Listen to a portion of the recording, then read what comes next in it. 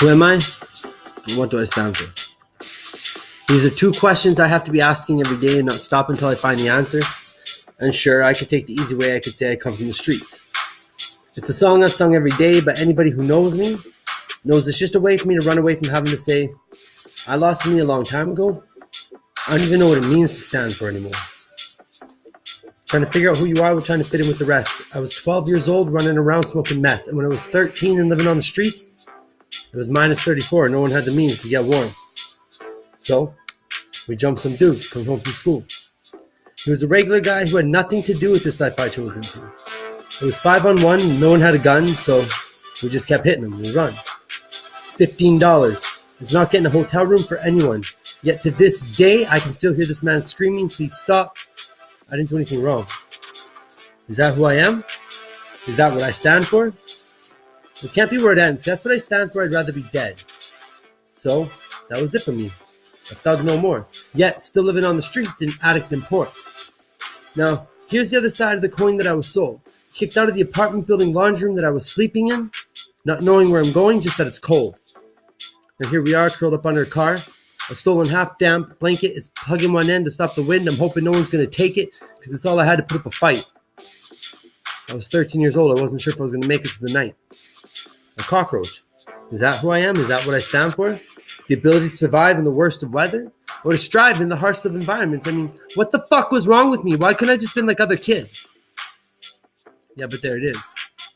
The answer to my own question was slowly seeping in. It was at that moment I was reborn a chameleon. It was perfect for me. Not a clue who I was and no self-esteem. I was whatever you needed me to be and I was whoever you wanted to see. I was your best friend, your most trusted confidant, but my own worst enemy. I gave up trying to stand for anything. I was everyone's personal whore, just left begging. It all changed at 21 with the birth of my first son. I started to realize who I am and I stood for him. And then I stood for them. I knew it was right. But my demons, they were patient and waiting. They began to fight. They're showing me a list of who I am and who I've been. And all I wanted to see was father added. But they were laughing at me. Why can't you see all you'll ever be is a pathetic fucking addict? So for a while, it's all I was. It's all I could have been. Every day I was just cutting up my soul and then I was feeding it to my demon.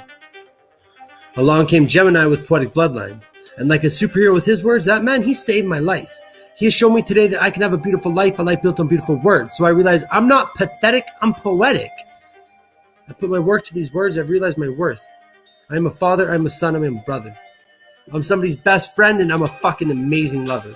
I'll be somebody's biggest enemy and somebody's greatest support. I have been a thug, a chameleon, and even a whore, so that's what I stand for. I stand from coming from nothing and wanting more. I stand from learning from everything you've ever been through and never just accepting what's been handed to you. So now that I'm on the rise, this demon inside me dies and he is choking for words. But that's just it. It's time to move forwards because that's where I stand. I stand for words. I just didn't know it. But if you ask me who I am today, well, I'm no longer some struggling fucking addict. I'm a recovering poet.